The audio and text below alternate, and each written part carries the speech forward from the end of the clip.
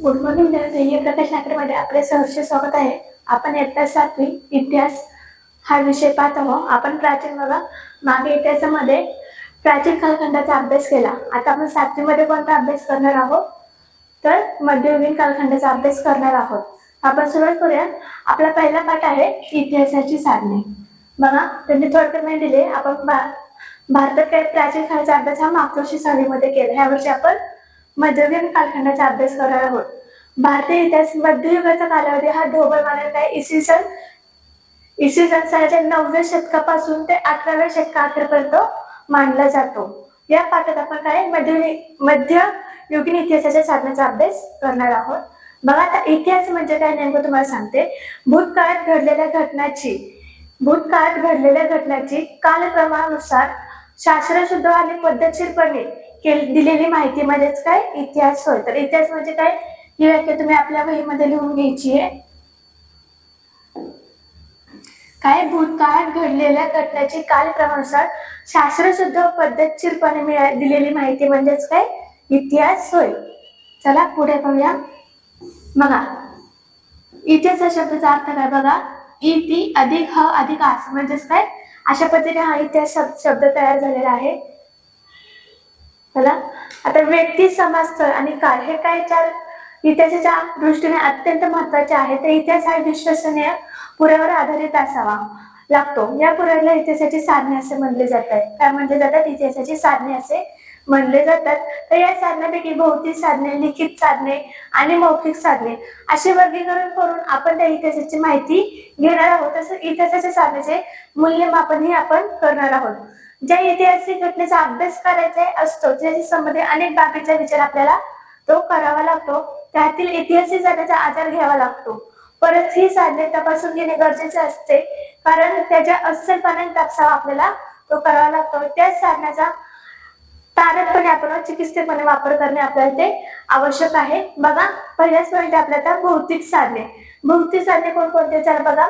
स्मारके, इमारती, लेणी, शिलालेख, नाणी, ताम्रपट, किल्ले हे काय आपले भौतिक साधने. आता वरील वस्तू किंवा त्यांच्या अवशेषांनी काय बघा भौतिक साधनेची व्याख्या काय. वरील वस्तू वास्तविक किंवा त्यांचे अवशेष ही इतिहासाची भौतिक साधने असे त्याला म्हणले जाते. आता भौतिक साधनामध्ये किल्ल्यांचे महत्वपूर्ण स्थान असते. काय असते? किल्ल्यांचे भौतिक साधनामध्ये किल्ल्याचे महत्वपूर्ण स्थान असते. किल्ल्यांचे काही महत्वाचे प्रकार म्हणजेच बघा गिरिदुर्ग, वनदुर्ग, जलदुर्ग, भुईकोट हे असते. काय महत्वाचे प्रकार कोणते बघा. गिरिदुर्ग, वनदुर्ग, जलदुर्ग आणि भुईकोट हे असतात. तर स्मारकामध्ये समाधी, कबर, वीरगळ आणि इमारतीमध्ये राजवाडे, मंत्री निवास, राणीवसा, सामान्य जनतेची घरे यांचा ह्यात समावेश असतो. यावरून आपल्या असा कालखंडाचा बोध होतो. काय वास्तुकलेची प्रगती असते समजते. त्या काळातील काय आर्थिक परिस्थिती, कलेचा दर्जा आणि बांधकामाची शैली हे लोकांच्या राहणीमान इत्यादीची माहिती आपल्याला यातून मिळते. चला पुढे पाहूया. बघा आता वीरगळ बघा तुम्हाला दाखवले वीरगळ कसे. तर विविध राजकर्ते काय सोने, चांदी, तांबे या धातूंचा उपयोग करून तयार केलेली नाणी आणि इतिहासाची साधने म्हणून काय ती महत्वाची मानली जातात. तर नाण्यावरून राजकर्ते कोण होते तर बघा त्यांचा काळ हा राजकारभार, धार्मिक संकल्पना, व्यक्तिगत तपशील इत्यादीची माहिती आपल्याला ती मिळते. तसेच आर्थिक व्यवहार, आर्थिक स्थिती यांची माहिती आपल्याला मिळून जाते. त्या काळात धातुशास्त्राची प्रगती आपल्याला समजते. सम्राट अकबराच्या नाण्यावरील राम सीतेचे चित्र किंवा हैदर अलीच्या नाण्यावरील शिव पार्वतीची प्रतिमा यावरून त्या काळातील धार्मिक समन्वयाची जाणीव आपल्याला ती होऊन जाते. पेशव्यांच्या नाण्यावर काही अरेबियन आणि पर्शियन भाषेचा वापर होतो. त्या काळातील भाष्य व्यवहार होता. बघा इथे आपल्याला पेशवेकालीनचे नाणे आणि हैदर अलीचे नाणे इथे आपल्या चित्रामध्ये दाखवलेले आहेत.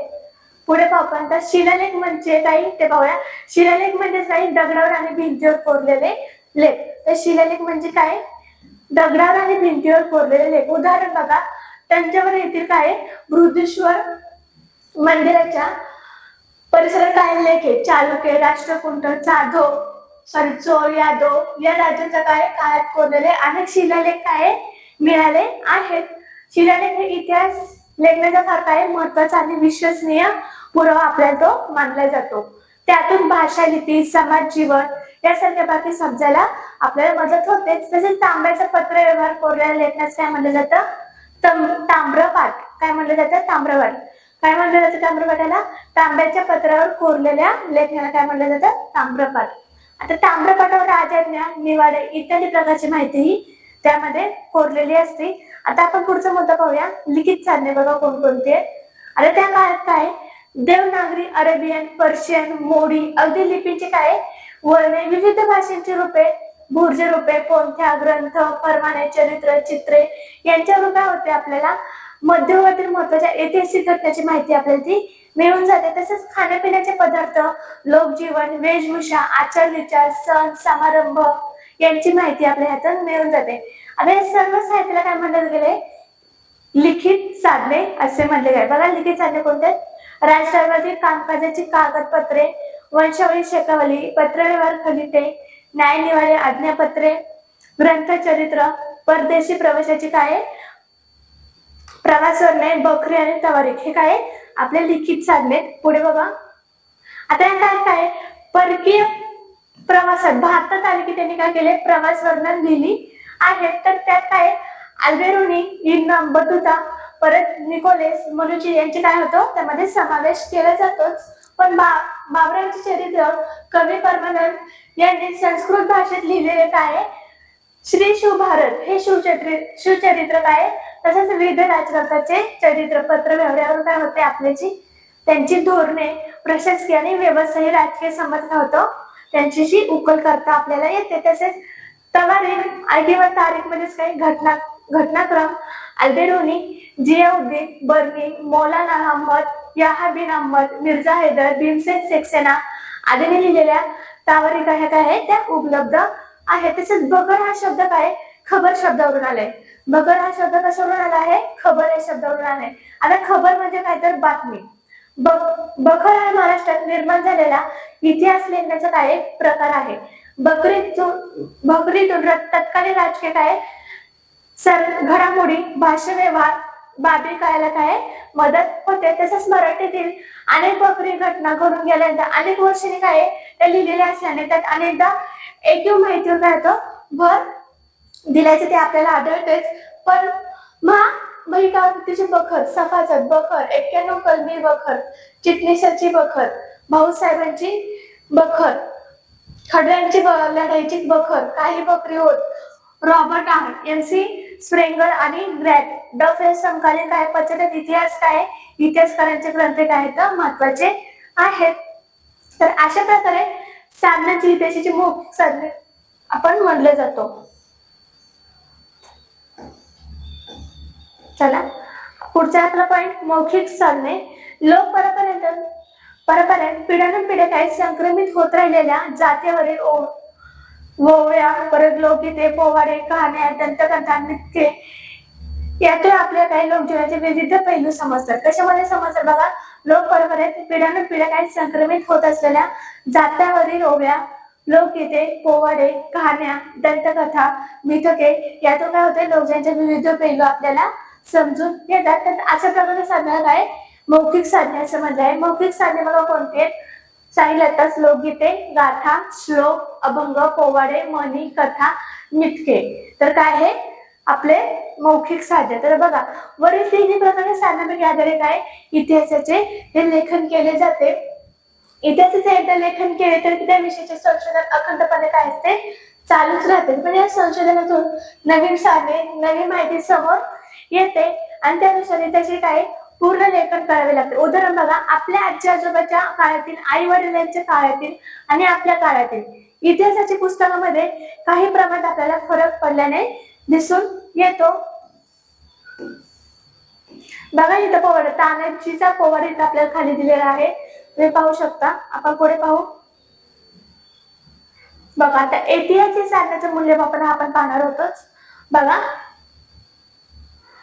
ही सर्व साधने काय वापरण्यापूर्वी काही काळजी घेणे आपल्याला ती आवश्यक असते. त्यामध्ये विश्वसनीयता तपासणी त्याची करावी लागते. त्यातील अस्सल साधने कोणती, बनावट कोणती हे आपल्याला त्यात शोधावे लागते. अंतर्गत प्रमाणे पाहून त्यांच्या काय दर्जा ठरवता येतात. तसेच लेखकांचा खरे खोटेपणा त्यांचे व्यक्तिगत हित संबंध, काळ, राजकीय दबाव आणि यांचाही काय होता अभ्यास करावा लागतो. तसेच ही माहिती ऐकू आहे का, त्यांनी स्वतः पाहिलेली आहे का, याला महत्व आहे का, या लेखनाने काय अतिशयोक्ती, प्रतिमा, प्रतीके, अलंकार यांचाही विचार काय होतो तिथे करावा लागतो. इतर समकालीन साधनाची ती माहिती काय पडताळून पाहावी लागते.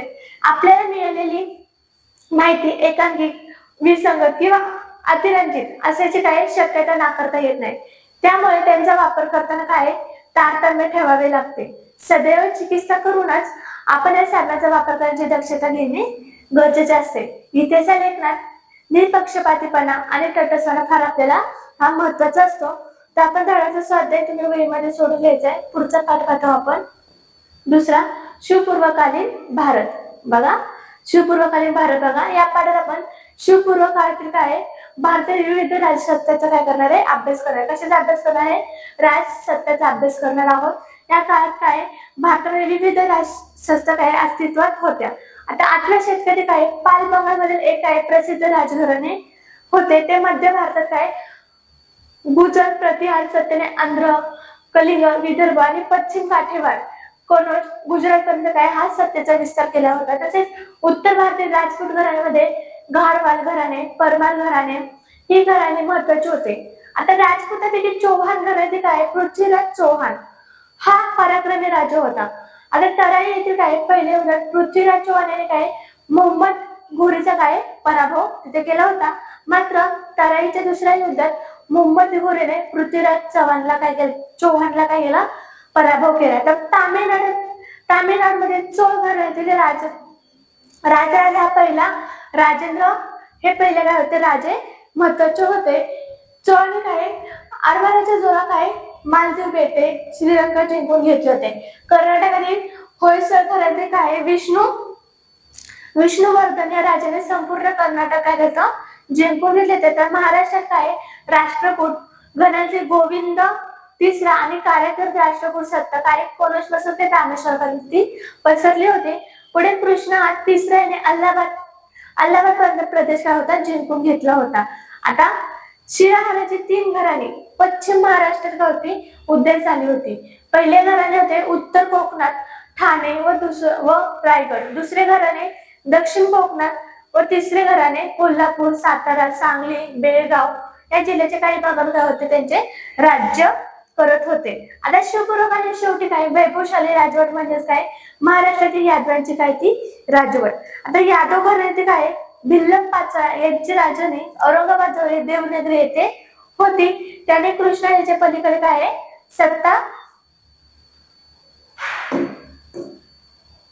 सत्ता विस्तार केला. तर यादवांचा काळ हा काय मराठी भाषा साहित्य यांचा सुवर्णकाळ मानावा लागतो. याच काळात महाराष्ट्रात महानुभाव आणि वारकरी ह्या संप्रदायाचा काय उदय झाला होता. पुढचा पॉइंट आहे वायव्येकडील आक्रमणे. बघा महाराष्ट्रात राष्ट्रकूट यादव अशा स्थानिक घरांची काय सत्ता असली तरी काय उत्तर मात्र वायव्येकडून आलेल्या आक्रमणाने तेथील स्थानिक सत्तेला काय होतं जिंकून आपल्या अंमलमध्ये बसवलं.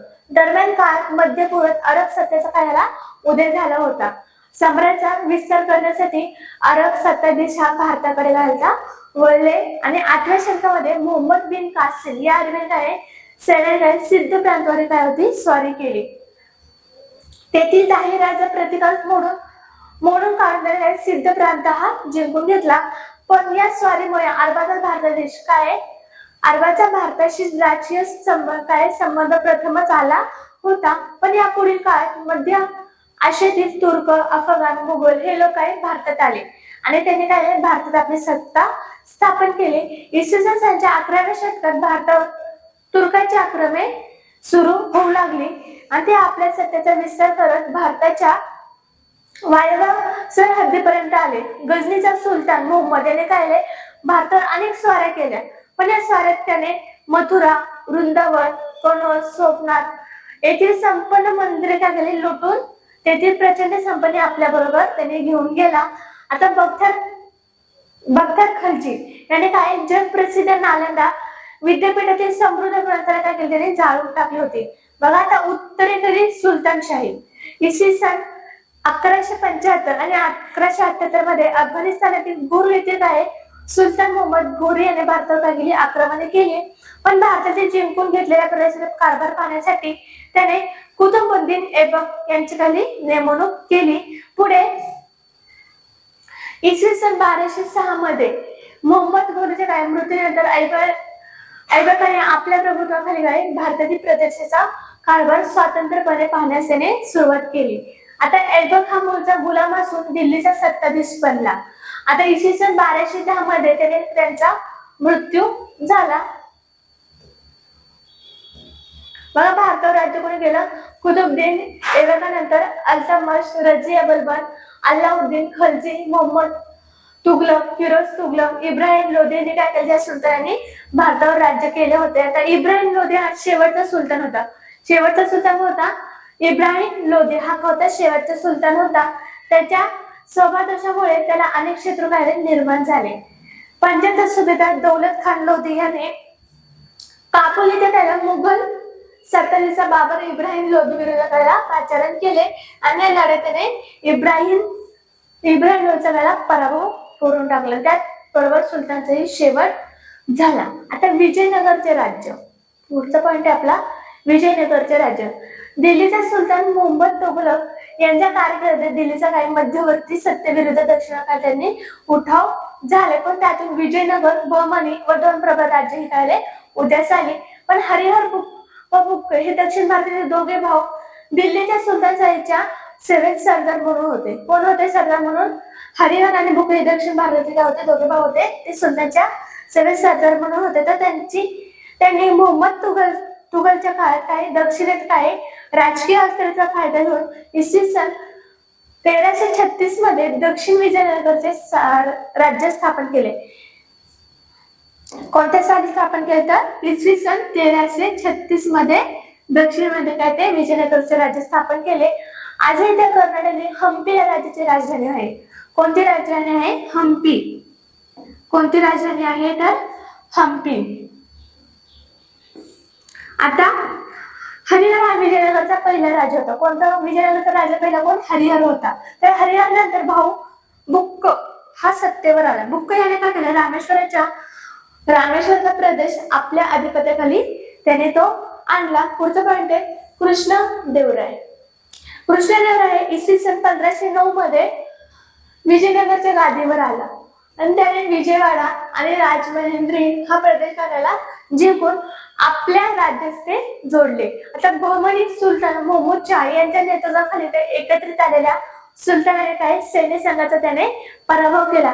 कृष्णदेवरायाच्या कारकिर्दीत विजयनगरचा राज्य हा पूर्वेस कटक पासून ते पश्चिमेस गोव्यापर्यंत, उत्तरेस रायचूर, दोआबापासून ते दक्षिणेस हिंदी महासागरापर्यंत पसरले गेले. पण इसवी सन 1530 मध्ये त्यांच्या घराला मृत्यू झाला. आता कृष्णदेवराय हे विद्वान होता. काय होता?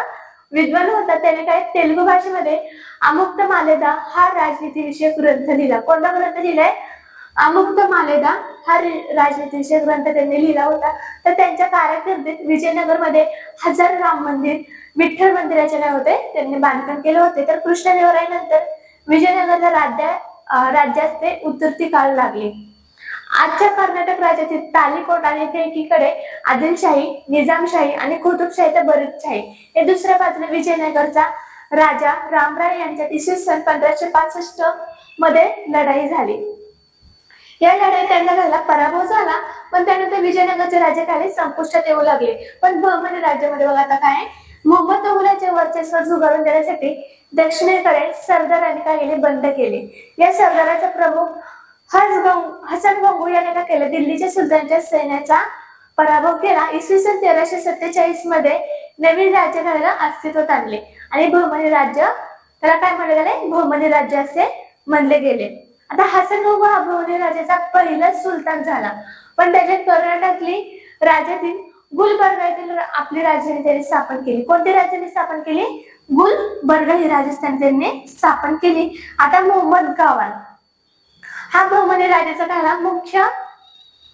मुख्य वजीर व उत्तम प्रशासक होता. त्याने काय केलं, बहमनी राज्यास आर्थिक सामर्थ्य कार्याला प्राप्त करून दिले. सैनिकाने जहागिरी देण्याची रोख पगार देण्यास सुरुवात केली. सैन्यामध्ये शिस्त आणली. जमीन महसूल व्यवस्थेत काही सुधारणा केली.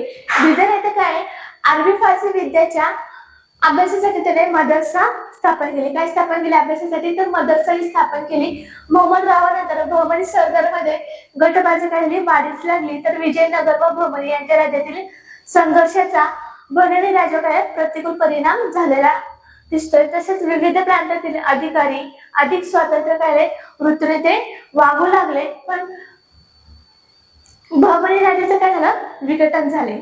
त्यातून काय वराडाची इमादशाही, बिदरची बरेदशाही, विजापूरची आदिलशाही, अहमदनगरची निजामशाही व गोलकोंडाची कुतुबशाही अशी बहमनी राज्य झाले. 5 शेकले झाले. आता मुघल सत्ता बघा, इसवी सन 1526 मध्ये दिल्ली येथील काय सुलतानशाही काय संपुष्टात आली.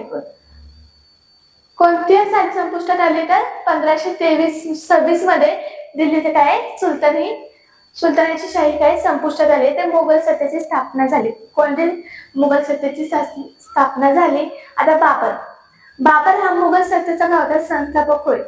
तो मध्य आशियातील काय सध्याच्या उझबेकिस्तान मध्ये असलेल्या फरगाना राज्याचा गावचा राजा होता. भारतातील संपत्तीचे वर्णन त्याने ऐकले होते, म्हणून त्याने भारतातील काय केलं? भारतावरील स्वारीची आखणी केली. कशाची स्वारीची आखणी केली? तर दिल्लीमध्ये त्याने त्यावेळी इब्राहिम लोधी व सुलतान राज्यकारभार करत होते. तर सुलतानशाहीतील पंचांचा प्रदेश काय दौलत खान लोधी व प्रमुख अधिकारी ते होते.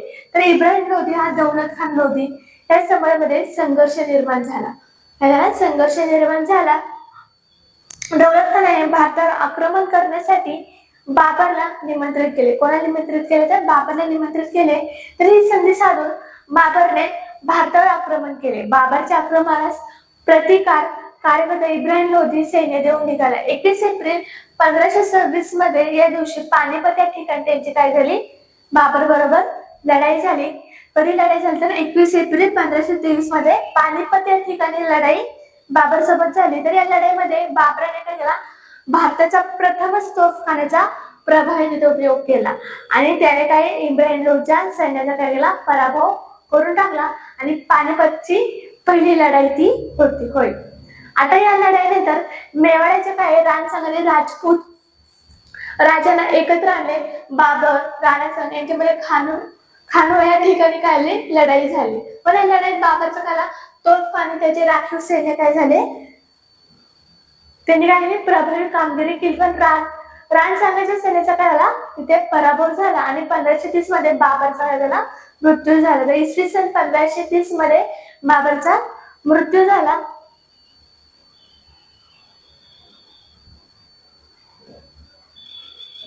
चला पुढे पाहूया. अकबर हा मुघल घराण्यातील सर्वात कर्तबगार राजा होय. कोण होता कर्तबगार? अकबर हा मुघल घराण्याचा काय होता? कर्तबगार राजा होता. अकबराने भारतात स्वतःच्या एकछत्री अंमलाखाली आणण्याचा त्याने प्रयत्न केला, पण तेव्हा त्याला तो विरोध झाला. महाराणा प्रताप, चांद बिबी राणी दुर्गावती यांनी अकबराविरुद्ध काय केले? संघर्ष उल्लेखनीय केले. पुढे बघूया.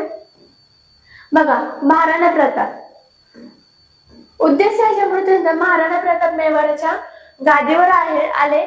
मेवाडच्या अस्तित्वासाठी त्याने काय केला? संघर्ष चालू ठेवला. महाराणा प्रताप यांनी अखेरपर्यंत आपले स्वातंत्र्य टिकवण्यासाठी अकबराबरोबर काय केला?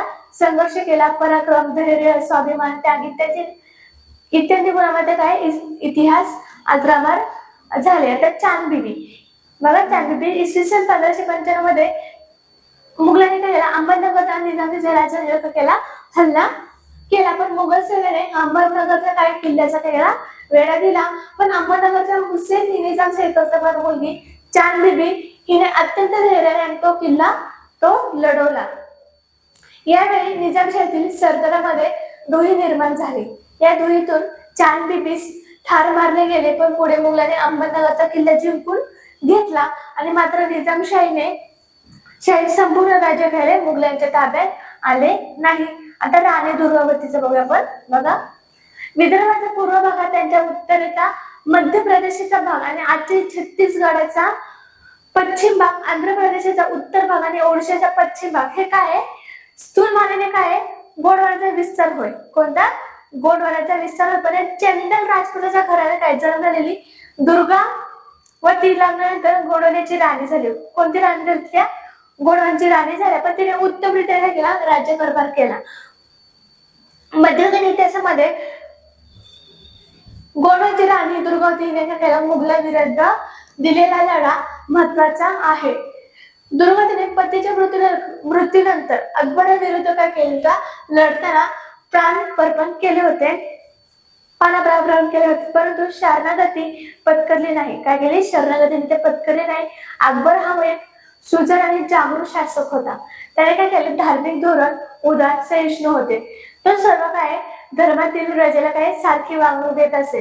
या सर्व धर्माचे काय उद्धट तत्वाचा काय समन्वय करून अकबराने दीन-ई-इलाही हा धर्म स्थापन केला. कोणता स्थापन केला धर्म? दीन-ई-इलाही हा धर्म स्थापन केला. मात्र त्याने दीन-ई-इलाही हा स्वीकारण्याची सक्ती कोणावरही केली नाही. तर औरंगजेब हा मुद्दा परत बघा. शहाजहान बादशाह पुत्रामधील औरंगजेब हा सत्ता स्पर्धेत यशस्वी होऊन वडिलांना स्थानबद्ध करून इसवी सन 1658 मध्ये बादशाह झाला. शहाजहानाचा थोरला मुलगा दारा शुको धार्मिक सहिष्णुतेबद्दल प्रसिद्ध होता. त्याने काय केला, 50हून अधिक संस्कृत उपनिषदाचा फारसी भाषेत काय केला, अनुवाद केला. पण औरंगजेब हा बादशाह झाला त्यावेळी मुघल साम्राज्य हे उत्तरेस काश्मीर पासून ते दक्षिणेस अहमदनगरपर्यंत, पश्चिमेस ते काबूल पासून पूर्वेला काय आहे बांगलापर्यंत ते पसरले होते. औरंगजेबने आपल्या कारकिर्दीत पूर्वेकडे आसाम, दक्षिणेकडे विजापूरची आदिलशाही व गोलकोंड्याची कुतुबशाही नष्ट करून त्याचे प्रदेश काय केले, साम्राज्यास जोडले. आता अहमशाशी संघर्ष. इसवी सन सनाच्या 13व्या शतकात शान जमातीचे लोक हे ब्रह्मपुत्रा नदीच्या खोऱ्यात स्थायिक झाले. कुठे झाले तर ब्रह्मपुत्रा नदीच्या खोऱ्यात स्थायिक झाले. तिथे त्यांनी आपले राज्य काय केले, स्थापन केले. पण स्थानिक लोकांना अहोम म्हणत, काय म्हणत असेल, अहोम म्हणत असत. तर औरंगजेबच्या काळात अहोमच्या मुघलांशी काही दीर्घकाळ संघर्ष झाला. मुघलांनी अहोमच्या प्रदेशात काय आक्रमण केले, पण गद्दर सिंह यांच्या नेतृत्वाखाली अहोम संघटित झाले. लाचित बडफुकन यांनी काय सेनेने मुघलाविरुद्ध काय केला, तीव्र संघर्ष केला. पण अहोमाने काय केला, मुघलाविरुद्ध संघर्ष करायला गणवी युद्ध तंत्राचा अवलंब केला. मुघलाने काय आसाममध्ये आपली सत्ता दृढ करणे हे अशक्य त्यांना झाले. काय झालं, अशक्य त्यांना झालं. आता शिखांशी संघर्ष बघा. शिखाचे 9वे गुरु म्हणजे गुरु तेग बहादर यांनी औरंगजेबाच्या सहिष्णू धार्मिक धोरणाविरुद्ध काय केला, तीव्र नापसंती दर्शवली. काय केली, नापसंती दर्शवली. औरंगजेबने त्यांना कैद करून 1675 मध्ये त्यांचा शिरछेद केला. त्यानंतर गुरु गोविंद सिंग हे शिखाचे काय झाले, गुरु झाले. आता गुरु गोविंद सिंग यांनी आपल्या अनुयायांना संघटित करून त्यांच्यातील काय केली, लढाऊ वृत्तीला काय केला, प्रोत्साहन दिले. पण लढाऊ शीख हे तरुणाचे काय झाले, एक दल उभे केले. त्यास खालसा दल म्हणले आहे. काय म्हणले आहे, तर त्यास एक खालसा दल असे म्हणले आहे. आनंदपूर हे त्यांचे काय होते, प्रमुख केंद्र होते. आनंदपूर हे काय त्यांचे प्रमुख केंद्र होते. औरंगजेबने काय केलं, शिखाविरुद्ध सैन्य ते पाठवले, पण त्याच्यावर त्याच फौजाने काय केला, आनंदपूरवर हल्ला चढवला आणि त्यावेळी शिखांनी प्रखर झुंज दिली, परंतु त्यांना यश त्यात आले नाही. त्यानंतर गुरु गोविंद सिंग त्यांनी दक्षिणेस आले आणि इसवी सन 1708 मध्ये नांदेड मुकामी त्यांच्याकडे हल्ला झाला आणि पुढे काय झाले, त्यांचे निधन झाले. आता राजपुतांशी संघर्ष कसा बघा. अकबराने काय केला, आपल्या सलोख्याच्या धोरणाचे काय राजपुतांचे सहकार्य त्यांनी मिळवले. मात्र औरंगजेबला राजपुतांचे सहकार्य मिळवता आले नाही. तर मारवाडचा राणा जयवंत सिंग यांच्या मृत्यूनंतर त्यांच्या राज्य औरंगजेबने मुघल साम्राज्यास काय केलं, ते जोडून घेतलं. ते दुर्गादास राठोड यांनी काय केलं, जयवंत सिंगचा अल्पवयीन मुलगा म्हणजे अजित सिंह याला काय मारवाड्याच्या गादीवर बसवले.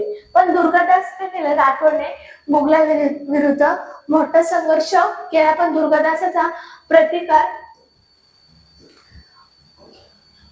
मोडून काढण्यासाठी औरंगजेबने काय केला, राजपुत्र आपला अकबर आला तर मारवाड्यामध्ये त्याने पाठवले. पण राजपुत्र अकबर हा एक स्वतः राजपुत्रांना जाऊन मिळाला आणि त्याने काय केला, औरंगजेबसाठी बंड पुकारलं, पण या बंडाला आहे ना मराठ्यांची काय झाली मदत घेण्यास प्रयत्न झाला, पण दुर्गतच राठोड याने काय मारवाडच्या अस्तीवर काय मुघलांविरुद्धचा काय केला संघर्ष त्याने काय चालू ठेवला. आता मराठ्यांशी संघर्ष कसा झाला बघा. महाराष्ट्रात शिवाजी महाराजांच्या नेतृत्वाखाली स्वराज्याची स्थापना झाली, पण ते स्वराज्य स्थापन करण्याच्या या प्रयत्नाने इतर शत्रूवर मुघलांशी काय झाला संघर्ष त्यांना करावा लागला. पण त्यांच्या मृत्यूनंतर संपूर्ण दक्षिण भारत जिंकून घेण्याच्या हेतूने औरंगजेब हा दख्खन मध्ये आला, परंतु मराठ्यांनी काय केला औरंगजेबाशी तीव्र काय केला संघर्ष केला आणि आपले स्वातंत्र्याचे काय केले त्यांनी रक्षण केले. या सर्व संघर्षाची माहिती आपण पुढे पाहणार आहोत. पाठावरचा स्वाध्याय तुम्ही सोडून घ्यायचे, आपण पुढे पाहूया. बघा आता तिसरा पाठ आहे आपला धार्मिक समन्वय. आता भाषा आणि धर्म यांची काय विविध भारतीय समाजाचे एक महत्वाचे वैशिष्ट्य आहे. या वैशिष्ट्याचा दखल घेऊन भारतीय काय केलं संविधानाने सर्व धर्म समाजाचे तत्व काय केले स्वीकारले आहे. मध्ययुगीन भारतातील काय समाज जीवनामध्येही या तत्वाच्या आधारे काय धार्मिक समन्वयाचा काय केला प्रयत्न झाले होते, पण या प्रयत्नापैकी भक्ती चळवळ, शीख धर्म आणि सुफी पंथ यांचे काय आपल्या समाजात वैशिष्ट्यपूर्ण स्थान त्यांना आहे. भारताच्या निरनिराळ्या प्रदेशामध्ये या विविध विचारधारा निर्माण झाल्या. त्यांनी ईश्वर भक्ती बरोबरच धार्मिक आणि सांप्रदायिक समन्वयाला भर दिला. या संबंधीची माहिती आपण या पाठात पाहणार आहोत. बघा भारतीय धर्म जीवनात प्रारंभिक कर्मकांड आणि ब्रह्मज्ञान यांच्यावर काही विशेष भर दिलेला आहे. मध्ययुगात हे दोन्ही मार्ग मागे पडून भक्ती मार्गास महत्व तिथे दिले गेले आहे. या मार्गात अधिकारच भेटायचे फाजील महत्व धार्मिक नसल्याने काय समन्वयाला आणखी चालना मिळाली. भारतातील वेगवेगळ्या प्रांतामध्ये स्थायिक वर्चलेल्या अनुसरून भक्तिपंथांचे वेगवेगळे आविष्कार आढळून येतात. या पंथाने काय केलं संस्कृत भाषेऐवजी सर्व समाजाच्या भाषेचा अवलंब केला, पण त्यामुळे प्रादेशिक भाषेच्या काय विकासासाठी धार्मिक चळवळीसाठी त्याला हातभार ते लागला. तर भक्ती चळवळ बघा हा मुद्दा पाहणार आपण. भक्ती चळवळीचा उगम हा दक्षिण भारतात झाल्याचे मानण्यात येते, पण या भागात नायनार आणि अलवार या भक्ती चळवळी उद्यास आल्या. कोणत्या उद्यास आल्या तर नायनार आणि अलवार ह्या भक्ती चळवळीला उद्यास आल्या, पण नायनार ही शिवभक्त तर अलवार ही काय विष्णुभक्त. नायनार म्हणजे काय शिवभक्त तर अलवार म्हणजे काय विष्णुभक्त. शिव आणि विष्णू हे एकच आहेत हे असे म्हणून त्यांच्यामध्ये समन्वय करण्याचा प्रयत्नही झाले, पण अर्धा भाग हा विष्णूचा अर्धा भाग हा शिवाचा दाखवून हरिहर स्वरूपातील मूर्ती मोठ्या प्रमाणात तिथे निर्माण करण्यात आल्या. या भक्ती चळवळीमध्ये समाजात सर्व स्तरामध्ये लोक सहभागी झाले. विश्वप्रेम, माणुसकी, बुद्धया, करुणा इत्यादी मुलाची काय झाली शिकवण तिथे त्यांनी दिली. पण दक्षिण भारतातील रामानुज आणि इतर आचार्यांनी काय केली भक्ती चळवळ काय केली भक्कम पायथ्याचा केला, पण ईश्वर सर्वांसाठी आहे, ईश्वर हा भेदभाव करत नाही असे त्यांनी सांगितले.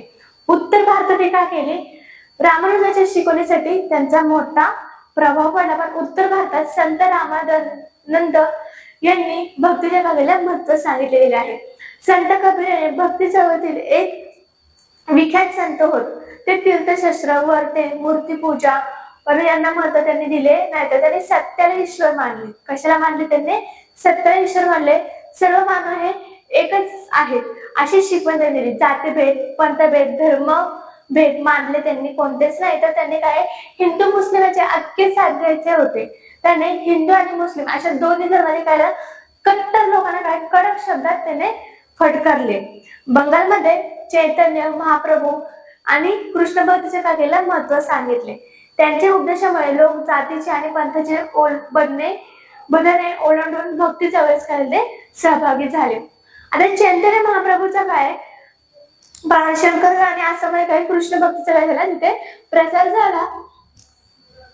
गुजरातमध्ये संत नरसिंह मेहता हे प्रसिद्ध वैष्णव संत तिथे होऊन गेले, पण तिथे निश्चित कृष्ण भक्त होते. कोण होते निश्चित कृष्ण भक्त होते. त्याने काय समतेचा संदेश दिला आणि त्याने गुजरात भाषेचा काय केला आद्य कवी त्यांना मानत होते. पण संत मीराबाईने काय केले कृष्ण भक्तीचा माहिती आपल्याला सांगितली. मीराबाईने कोणती माहिती सांगितली आपल्याला कृष्ण भक्तीची माहिती आपल्याला महिमा त्यांनी सांगितलंय. आणि त्यांनी काय केलं, त्या मेवाडच्या राजघराण्यातील होत्या.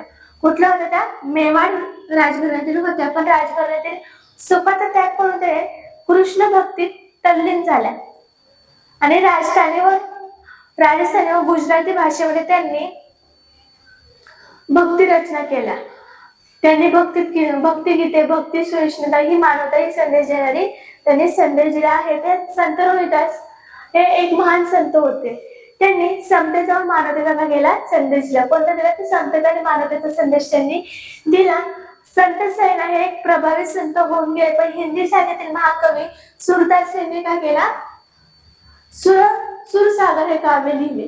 कृष्ण भक्ती हा त्यांच्या काव्याचा विषय आहे. मुस्लिम संत रस खान यांनी काय केलं? लिहिलेली कृष्ण भक्तीची जी गीते ती रसाळ होते. आणि ते काय? संत तुळशीदासच्या रामचरित मानस या ग्रंथात रामभक्तीचा सुंदर आविष्कार झालेला आपल्याला आढळून येतो. कर्नाटक महात्मा बळेश्वरांनी लिंगायत विचारधारेचा प्रसार केला. कोणता प्रसार केला त्यांनी? विचारधारेचा प्रसार केला. त्यांनी जातीभेदाला काय केला? विरोध केला. श्रमप्रतिष्ठे महत्व सांगितले. त्यांचे काय कव्य कैलास हे प्रसिद्ध वचन आहे. काय कव्य कैलास हे त्यांचे प्रसिद्ध वचन आहे. त्यांचा अर्थ असाच की श्रम हाच कैलास आहे. त्याचा अर्थ असाच की श्रम हाच कैलास आहे असा आहे. आपल्या चळवळीमध्ये स्त्रियांनी काय केला? सहभागी करून घेतले आणि अनुभव मंडप या सभागृहामध्ये आपल्या धर्मचर्चेत काय केले? सर्व जातीचे स्त्री पुरुष सहभागी होऊ लागले. त्यांनी आपली शिकवण कन्नड लोक भाषेमध्ये केली, वचन साहित्याच्या माध्यमातून दिली. त्यांच्या कार्याचा समाजावर मोठा परिणाम झाला. महात्मा बळेश्वरांच्या अनुयायांनी काय मराठी भाषेतली काय केला? रचना केल्या होत्या. यापैकी मनपत स्वामी यांनी लिहिलेली परम रहस्य हा ग्रंथ प्रसिद्ध आहे. कोणी लिहिलेला? मनपत स्वामी यांनी लिहिलेला कोणता? परम रहस्य हा ग्रंथ लिहिलेला काय? प्रसिद्ध आहे. कर्नाटकमध्ये पंप, पुरंदरदास इत्यादी थोर संत होऊन गेले. त्यांनी कन्नड भाषेत काय केली? भक्ती कवने रचली होती. आता महानुभाव पंथ 13व्या शतकात चक्रधर स्वामींनी महाराष्ट्रात भानुभाव हा पंथ प्रवर्तित केला. पण हा कृष्ण भक्तीचा उपदेश करणारा पंथ आहे. श्री गोविंद प्रभू हे चक्रधर स्वामीचे होते, गुरु होते. तर चक्रधरच्या शिष्यामध्ये सर्व जाती जमातीमध्ये स्त्री पुरुषांना कायला समावेश होता. पहिले समतेचे पूरकर्ते होते आणि त्यांनी काय केलं? महाराष्ट्रावर भ्रमती करत मराठीमधून त्यांना उपदेश दिला. पण संस्कृती ऐवजी त्यांनी मराठी भाषेचा काय दिला? प्राधान्य त्यांनी दिले. त्यामुळे मराठी भाषेचा काळाला विकास झाला. मराठी भाषेमध्ये काय झाली? विपुल ग्रंथ निर्मिती झाली. आता बघा ते चक्रधर स्वामी दाखवले. आता हा ग्रंथाचा प्रसार महाराष्ट्रात कायला प्रामुख्याने विदर्भ आणि मराठवाडा या भागात झाला. विदर्भातील काय? वृत्तविपुल या पंथाचे काय झालं? हे पंथाचे स्थान महत्वाचे होते. तर तसेच हा पंथ पंजाब, अफगाणिस्तान अशा दूरच्या प्रदेशात तो पोहोचला होता. तर त्यांनी हिंदू आणि मुस्लिम या दोन्ही धर्माच्या पहिल्या विविध तीर्थक्षेत्राला पहिल्या भेटी दिल्या आणि तिथे काय मक्केला काय गेले होते. भक्तिभावाने काय सगळीकडे सारखीच आहे, पण ही गोष्ट त्यांच्या लक्षात आली नाही. सर्वांशी सारखेपणा वागावे ही त्यांची काय होती? शिकवण होती. हिंदू आणि मुस्लिम यांचे ऐक्य साधावे असा त्यांनी उपदेश दिला. शुद्ध आचरणावर त्यांनी भर दिला आहे. आता गुरु नानकच्या काय उपदेशाने अनेक लोक काय झाले? ते प्रभावित झाले. त्यांच्या शिष्याची काय संख्या दिवसेंदिवस काय झाली? वाढत गेली. गुरु नानकच्या अनुयायांना काय शिष्य शीख असं म्हटलं आहे. काय म्हणलं आहे? शिष्य म्हणजे काय? शीख असं म्हटलं आहे. गुरु ग्रंथ साहिब हा शीखाचा काय पवित्र ग्रंथ आहे. या ग्रंथामध्ये स्वतः गुरु नानक, संत नामदेव, संत कबीर इत्यादीच्या संतांचा काय समावेशामध्ये केला आहे. गुरु नानकानंतर शीखाचे 9 गुरु झाले. गुरु गोविंद सिंग हे शीखाचे काय झाले? 10वे गुरु होते. त्यांच्यानंतर सर्व शीख आहे गुरु गोविंद सिंगाच्या आज्ञेप्रमाणे गुरु ग्रंथ साहिब या धर्मग्रंथातच गुरु मानू लागले. आता सुफी पंथ पुढचा पॉइंट आहे आपला. सुफी पंथ सुफी हा इस्लाममधील एक पंथ होय. कुठला? सुफी हा इस्लाममधील एक पंथ होय. तर परमेश्वर प्रमेय प्रेम आहे हे आपले प्रेम व भक्ती या मार्गानेच कळले परमेश्वराने पोचता येते ही अशी सुफी कायली साधूंची श्रद्धा होती. पण सर्व प्राणी मात्र प्रेम करावे, परमेश्वर चिंतन करावे, साधेपणाने राहावे अशी शिकवण त्यांनी दिली होती. ख्वाजा मोदूने काय केले, चिश्ती शेख निजामुद्दीन औलिया हे थोर सुफी संत होते. तर सुफी हे संतांच्या काही उद्देशामुळे हिंदू मुसलमान काय समाजात ऐक्य निर्माण झाले. भारतीय संगीताने काय सुफी संगीत परंपरेने काय झालं, मोलाचा भर त्यांनी घातला. तर संतांनी सांगितले भक्ती मार्ग हे सर्वसामान्य आचरण्यात सोपा होता, पण सर्व स्त्री पुरुषांनी काय केलं, भक्ती चळवळीमध्ये काय केला, प्रवेश होता. पण संतांनी आपले विचार लोक भाषेतून मांडले. सर्वसामान्य लोकांना ते अधिक जवळचे वाटले व भारतीय संस्कृती आणि ती जडणघडण झालं. त्याच्यामुळे त्याला मुक्ती मार्गाचा फार मोठा वाटा आहे. पाठावरचा स्वाध्याय तुम्ही आपल्या वहीमध्ये सोडून घ्यायचा आहे. चला पुढचा पाठ पाहणार आपण चौथा, शिवपूर्वकालीन महाराष्ट्र. बघा 17व्या शतकातील सुरुवातीस महाराष्ट्रातील बहुतांश प्रदेश हा अहमदनगरचा निजामशाह आणि विजापूरचा आदिलशाह यांच्या ताब्यात होता. मुघलांच्या खानदेशामध्ये शिरकाव झालेला होता. दक्षिणेमध्ये आपला सत्ता विस्तार घडवून आणणे हे त्यांचे होते उद्दिष्ट होते. पण कोकणाच्या किनारपट्टीवर आफ्रिकेतून आलेल्या सिद्धिकाला लोकांच्या वस्त्या होत्या. याच काळाला युरोपातून आलेल्या पोर्तुगीज, इंग्रज, फ्रेंच आणि डच इत्यादी काय झाला सत्ताधीमध्ये सागरी स्पर्धा आणि संघर्ष तीव्र होत होते. तर त्यांच्या व्यापारासाठी बाजारपेठा काबीज करण्याची काही चढाओढ तिथे लागली होती. पश्चिम किनारपट्टीवर गोव्यात आणि वसईत काय पोर्तुगीजांनी काय अगोदरचे राज्य आपले स्थापन केले. तर इंग्रज, डच आणि फ्रेंच यांनी काय केलं, व्यापारी कंपन्यांच्या माध्यमातून वाखरच्या रूपात काय केले, चंचू प्रवेश त्यांनी केला होता. या सर्व सत्ता एकमेकांना आजमावत ते स्वतःलाही सुरक्षित ठेवत, तसेच जमेल तेवढे वर्चस्व करण्यास त्यांच्या बेतात होत्या. या संघर्षामुळे महाराष्ट्र अस्थिरता, असुरक्षितता निर्माण झाली होती. युरोपातील वेगवेगळ्या लोकांना काय झाली, शीर्षस्थानावर टोपकर म्हणत, काय म्हणत, शीर्षस्थानांवरून टोपकर म्हणत.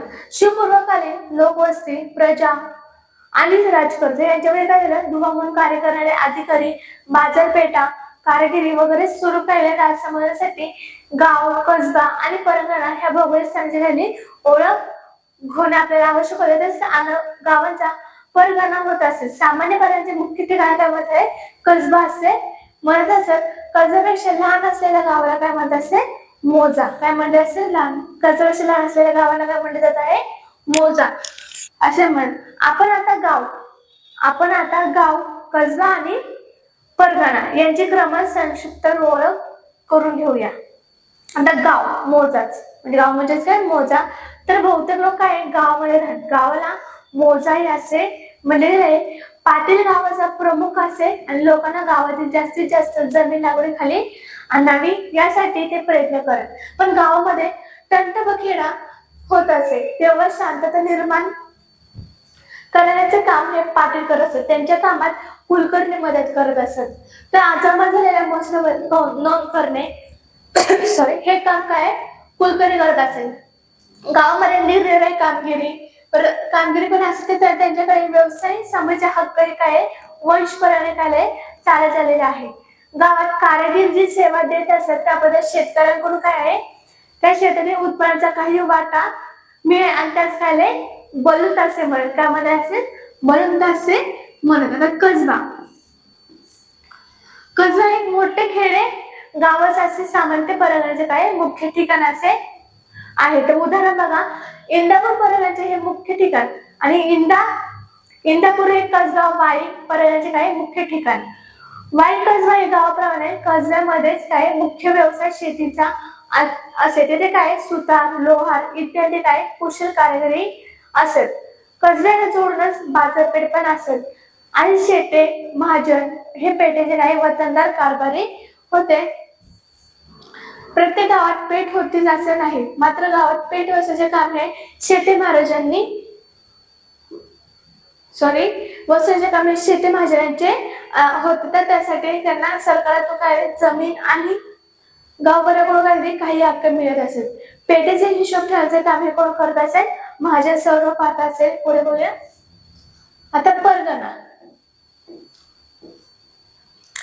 आणि गाव म्हणून काय आहे? परगणा होत असला तरी परगणे काय गावाची संख्या समान नसेल. उदाहरण पुणे परगणा हा मोठा परगणा होता, त्यात किती 290 गावे होती.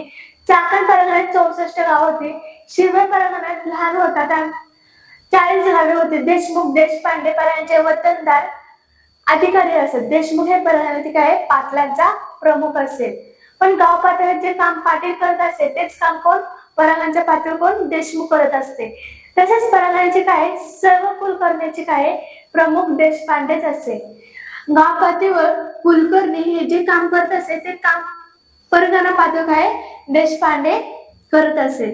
वतनदार अधिकारी रयत आणि सरकार यांच्यामध्ये काय ते दुवा होत. तर परगण्याने काय गावावरती कधी परचक्र आले किंवा दुष्काळ सारखी परिस्थिती निर्माण झाली तर त्या रयतेत म्हणजे सरकारकडे मांडण्याचे काम ते वतनदार ते करत असतात. काही वेळा अधिकारी आपल्या अधिकाराचे करतात दुरुपयोग करतात, तर कधीच रयतेकडून काय ते गोळा केलेली रक्कम ही सरकारकडे जमा करण्यास विलंब लावत. अशा वेळी प्रजा त्रासलेली जात असे. आता दुष्काळाचे संकट. शेती हा पावसाच्या पाण्यावर अवलंबून असे. पाऊस पडला नाही तर शेतात पीक येत नसे. अन्नधान्याचे भाव वाढत. लोकांना अन्नधान्य मिळाले तर मुश्किल होत असे. जनावरांना चारा मिळत नसेल. पाण्याची काय तीव्र टंचाई निर्माण होते. लोकांना गावात राहणे कठीण होते. पण या लोक गाव सोडतात. पण लोकांवर परागता होण्याची वेळ दुष्काळ ही रयतेला सर्वात मोठे संकट वाटत होते. महाराष्ट्रामध्ये असाच एक मोठा दुष्काळ इसवी सन 1630 मध्ये पडला होता. दुष्काळी लोक हवालदिल झाले. धान्याची तीव्रता टंचाई तिथे निर्माण झाली. भाकरीच्या तुकड्यासाठी लोक स्वतःला विकून देण्याचे तयार होत होते, पण विकत घेण्याचा कोणीच नव्हता असे वर्णन वाचायला मिळते. कुटुंबे उस्त्वस्त झाले. गुरेढोरे मेली. शेती व्यवसाय खचला. उद्योगधंदे काही संपुष्टात आले. आर्थिक व्यवहार खुंटले. लोक देश ढळले लागले आणि अशा झालेल्या उद्ध्वस्त झालेल्या लोकजीवनाची घडी बसून एक मोठे आव्हान तिथे होते. आता वारकरी पंथाचे कार्यक्रम आपण पाहूया. अंधश्रद्धा आणि कर्मकांड यांचा समाजात काय जबरदस्त पगडा होता, पण लोक काय केले देववादाच्या आहारीवर गेले होते. यांच्या प्रयत्नशीलता थंडावली होती. रेतीची स्थिती फारच काय हलकीची होती. अशा परिस्थितीत समाजाला चैतन्य निर्माण करण्याचे कार्य हे महाराष्ट्राच्या वारकरी पंथाने केले. महाराष्ट्रात संत नामदेव, संत ज्ञानेश्वर, संत यांच्यापासून झालेल्या संत परंपरा काय विविध स्तरातून काय झाली आपल्या संतांची पुढे चालवली आहे. या परंपरेत समाजातील सर्व स्तरांवरील लोक उदाहरण संत चोखमेळा, संत बोरोबा, संत सावता, नरहरी, संत सेना, संत शेख मोहम्मद इत्यादी याचप्रमाणे संत मंडळी संत चोखोबाची पत्नी संत सोयराबाई आणि बहीण संत निर्मळाबाई, संत मुक्ताबाई, संत जनाबाई, संत कानोपात्रा, संत बहिणाबाई सिरगर यांच्या श्रेय होत्या. श्रेय होत्या. या संतांचे पंढरपूर हे केंद्र होते. कोणतं केंद्र होतं तर संतांचे पंढरपूर हे केंद्र होते. विठ्ठल हे त्यांचे दैवत होते. पंढरपुरात चंद्रभागेच्या काठी सर्व संत मंडळांनी वारकरी भक्तिसागरात न्हाऊन ती निघत. आता तेथे भजन कीर्तन आणि सहभोजन हे या माध्यमातून संत जगाचा प्रसार होईल. आता संत नामदेव बघा हे संप्रांतिक एक श्रेष्ठ संत होते. ते कुशल संगतक होते. ते उत्तम कीर्तनकारी होते. कीर्तनाच्या माध्यमातून त्यांनी सर्व जाती जमातीमधील स्त्री पुरुषांना एकत्र राहून समतेची भावना जागवली. नाचू कीर्तनाची रंगी ज्ञानदीप लावू जगी हे त्यांची प्रतिज्ञा होती. त्यांनी अभंग रचना प्रसिद्ध आहे. अनेक संतांवर आणि सर्वमान्य लोकांवर त्यांची काय शिकवणचा प्रभाव पडला. पण ते आपल्या विचाराचा प्रसार करत पंजाबपर्यंत त्यांनी ते गेले होते. त्यांनी लिहिलेली पदे शिकाच्या ग्रंथ गुरुग्रंथ साहित्य ग्रंथामध्ये समाविष्ट आहेत. त्यांनी भागवत धर्माचा संदेश गावोगावी पोहोचण्याचं कार्य केले. तसेच त्यांनी पंढरपूर विठ्ठलच्या महाद्वारामध्ये संत चोखमेळा यांची काही समाधी बांधली. हे कार्य अविस्मरणीय आहे. आणि संत ज्ञानेश्वर हे वारकरी समाजातील एक विख्यात संत होते. त्याने भगवद्गीता ही संस्कृत ग्रंथाचा अर्थ मराठीत स्पष्ट करण्याला भावार्थ दीपिका अर्थात प्राणेश्वरी हा ग्रंथ त्यांनी रचला. तसेच त्यांनी अमृतानुभव या ग्रंथाची काय झाली रचना केली. त्यांनी आपल्या ग्रंथातून व अभंगातून काय झाली भक्ती मार्गाचे महत्व सांगितले. सामान्यांना काय जे आचरता दिली आणि आचार धर्म सांगितला. वारकरी संप्रदायाला धर्माची प्रतिष्ठा म्हणून त्यांनी दिली आणि अतिशय प्रतिकूल परिस्थितीत जीवन जगावे लागले असूनही त्यांनी काय केलं आपल्या मनाचे संतुलन ठेवून दिले नाही आणि कटुताही बाळगली नाही. ज्ञानेश्वरांनी पायसायदान हे उद्धट संस्कार करणारे आहे. ज्ञानेश्वरांचे बंधू संत निवृत्तीनाथ आणि संत सोपानदेव भगिनी मुक्ताबाई यांची काव्यरचना ही प्रसिद्धीत आहे. आता संत एकनाथ हे महाराष्ट्राचे भक्ती चौधरी एक महासंत होत. त्यांचे साहित्य विपुल आणि विविध प्रकारचे आहेत. त्यांनी अभंग, गवळणी, भारुडे इत्यादीचा समावेश होता. त्यांनी भागवत धर्माची काय दिली त्यात मांडणी सोपी व सविस्तर आहे. भावार्थ रामायण रामकथेच्या निमित्ताने लोकजीवनाचे चित्र तिथे रेखाटले आहे. त्यांनी भागवत संस्कृत कायला ग्रंथाच्या भक्तिविषयक भागाचा काय अर्थ तिथे मराठीमध्ये त्यांनी निषेध केला. पण त्यांच्या अभंगात काय जिव्हाळा आहे. पण वास्तवासाठी त्यांनी प्रपंच सोडण्याची आवश्यकता नाही हे त्यांनी स्वतःच्या आचरणातून दाखवून दिले. ते खऱ्या अर्थाने लोक शिक्षक होते. आपली मराठी भाषा ही कोणत्याही भाषेपेक्षा कमी नाही असे ते मानत. संस्कृती वाणी देवे केली तरी प्राकृती काय चोरापासूनच आहे असं त्यांनी संस्कृत पंडितांना ठणकावून विचारले. त्यांनी इतर धर्माचा तिरस्कार करणाऱ्यावर कडक टीका केली आहे. आता संत तुकाराम हे पुण्याचे देहू गावचे काय अभंग रचना प्रसन्न प्रासादिक आणि त्यांच्या अभंगाचा काय श्रेष्ठ कवितांचे उंची लाभली आहे. आणि संत तुकारामांची गाथा मराठी भाषेत अमोल ठेवा आहे. बघा ते रंजल्या गांजल्यामध्ये देवट पाहण्यास सांगतात म्हणतात जे काल रंजले गांजले त्याची मने जो आपले तोची साधू ओळखावा देवी तिथेच जाणावा. आता आपल्या दृष्टिकोनामुळेच त्यांनी काय आपल्या असलेले काही लोकांना दिलेल्या कर्जाची कागदपत्र इंद्रायणी नदीच्या काठी त्यांनी देहात बुडवली आणि कित्येक कुटुंबाला काय कर्जमुक्त केले. त्यांनी समाजातील धार्मिक अंधश्रद्धा अत्यंत कडक शब्दात टीका केली. भक्तीला नीतीची जोड देण्यात त्यांनी त्यांचा भर दिला. जोडून या दोना उत्तम व्यवहारे उद्देश विचारे वेच करे असे त्यांच्या शिकवणीत सार सांगता येईल. या समाजातील काही कर्मठ लोकांनी ते करत असलेल्या लोकजागृतीला काय केले लोकजागृतीला विरोध केला. पण त्यामुळे अभंग रचण्याचा खायला अधिकार नाही. त्यांनी मुळातच असा दावा करून त्यांनी आपल्या वह्या इंद्रायणीच्या डोहात त्यांनी बुडवल्या आणि त्यांनी सर्व विरोध काय विरोधपणे काय दिलं उत्तर दिले. संत तुकारामांचे शिष्य आणि सहकारी विविध जाती जमातीचे होते. नावजी माळे, गवनशेठ वाणी, संताजी जनगाडे, शिवबा कासार, बहिणाबाई सिरुरकर, महादेजी पंत कुलकर्णी. त्यातली काही नावे गंगारामंत पवार, त्यांचे संताजी जनागडे यांनी संत तुकारामांनी काय अभंग लिहून ठेवले आणि त्यांची महत्वाची कामगिरी होय. आणि संत कार्यांची फलश्रुती बघा संतांनी लोकांनी काय संतांचा संदेश दिला. माणूस किंवा मानव धर्म शिकवला. एकमेकांना प्रेम करावे, एकत्र यावे व एकजुटीने राहावे त्याची शिकवण त्यांनी दिली. त्यांच्या कार्यामुळे लोकजागृती झाली. पण परमचक्र दुष्काळजन्य परिस्थितीत निरनिराळ्या प्रकारची इतर काही निसर्ग संकट तिथे आली असताच त्यांची पर्वा न करता त्यांनी काय केले कसे जगावे याविषयी त्यांनी काय केला एक उपदेश लोकांपर्यंत मोठा आधार दिला ठरवला. त्यांच्या कार्यामुळे महाराष्ट्रात लोकांमध्ये काय आत्मविश्वास तिथे निर्माण झाला. समाजात धर्माची काही अवनती झाली आणि अशा वेळेस संतांनी पुढे येऊन समाजाचे कार्याचे रक्षण केले. धर्माचा खरा अर्थ सांगू लागले. लोकांमध्ये राहून त्यांची काही सुखदुःखे समजावून मुक्ती मार्गाचा काढला पुरस्कार त्यांना करू लागले. अशा वेळी समाजातील काही कर्मठ लोक त्यांनी विरोध करू लागले आणि त्या विरोध सहन करण्यामुळे काय कर्तव्याचा एक भाग आहे. असे संत मानत की तुका म्हणे तोचे संत सोशी जगाचे आघात या शब्दात संत तुकारामांनी खऱ्या संतांचे काय लक्षणे सांगितले आहे. आता शास्त्री पंडित काय अवघड भाषेतील धर्माला संतांनी सर्व समाजाच्या भाषेत त्यांना आणले. दैनंदिन व्यवहारात काय भाषेत त्याने काय परमेश्वराची आळवणी केली आणि परमेश्वर पुढे काय सर्व समान आहे अशी भूमिका घेतली.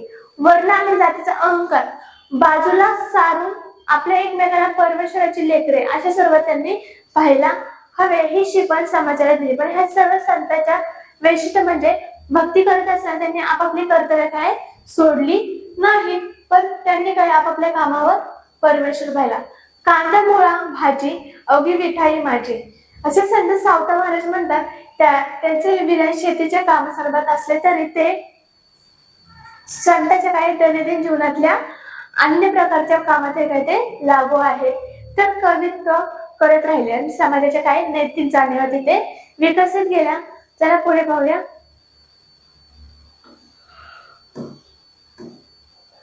रामदास स्वामी काय मराठवाड्याचे जामगावच्या आणि बोलपासचे त्यांनी काय महत्व स्पष्ट केले.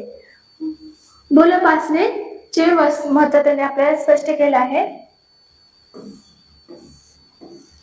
मराठी तुका मिळवावा महाराष्ट्र धर्म वाढवावा हा त्यांचा संदेश प्रसिद्ध आहे. त्यांनी दासबोध करुण अष्टके परत गाण्याचा श्लोक या साहित्याचा केला माध्यम जनतेला पहिला व्यवहारिक शिक्षणाचे धडे दिले. लोक चळवळीचे आणि लोकसंघटनेचे काय महत्व तिथे सांगितले. समर्थ संप्रदायाचे स्थापन चाफळ या संप्रदायाचे काय होते केंद्र होते. रामाच्या हनुमानच्या काय उपासनेचा तिथे प्रसार केला आणि आपल्या विचाराच्या प्रसार मार्ग त्याने काय भरपूर प्रवास केला. पुढचं म्हणजे पारतंत्र्यातील स्वातंत्र्याचा प्रेरणा. शिवपूर्वक आणि महाराष्ट्रात राजकीय सामाजिक सांस्कृतिक इत्यादी प्रकारची स्थिती ही काय झाली सामर्थ्य अशी होती. पण या काळात महाराष्ट्रात आदिलशाही वगैरे सत्तेच्या काय नियंत्रणाखाली होती, त्यामुळे तो स्वातंत्र्य नव्हता. असे असले तरी काही व्यक्ती काही विचारधारा स्वातंत्र्य स्वप्ने पाहत होत्या.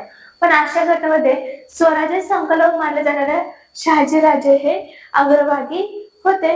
आपण पात्राचं स्वातंत्र्य वेळेमध्ये सोडून घ्यायचंय. आपण इथेच थांबूया. थँक्यू.